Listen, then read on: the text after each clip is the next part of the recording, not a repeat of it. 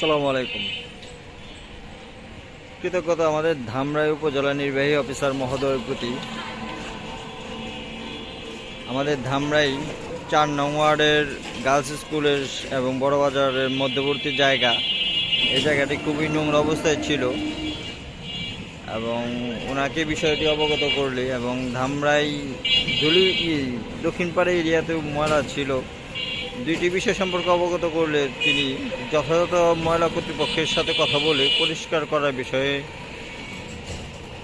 বলে দেন, যেটাতে আমাদের ধামরাই পৌরসভা কর্তৃপক্ষ সুন্দরভাবে পরিষ্কার করে দিয়েছেন। এবং পরবর্তীতে আমাদের যারা সাধারণ মানুষজন আছি এই জায়গায় যারা সারা বছর নোংরা করে রেখেছি এবং বিভিন্ন পরিষ্কার এরিয়াতে যারা সচেতন অসচেতন হয়ে নোংরা করে রাখি, এদের উদ্দেশ্যে বলবো যে আমরা নিয়মিত যে আমাদের পৌরসভা থেকে ময়লার গাড়িগুলো আসে সেগুলোর মধ্যে যদি একটু কষ্ট করে সকালে উঠে ময়লার গাড়িতে ময়লাগুলো দিয়ে দিই, তাহলে হয়তো আমাদের নগরী আমরা নিজেরাই পরিষ্কার রাখতে পারবো।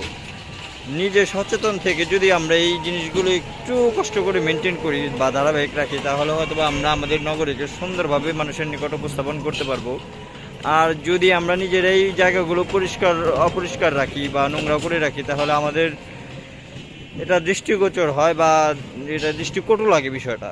তো সর্বোপরি আমাদের যারা ভাই বোন আছেন বা এলাকার শুভাকাঙ্ক্ষী মানুষজন যারা আছেন, এদেরকে বিশেষভাবে অনুরোধ জানাবো পরবর্তীতে এইসব জায়গায় যেন আমরা নিজেরা নোংরা না করি এবং একটু সচেতন থাকি। ধন্যবাদ।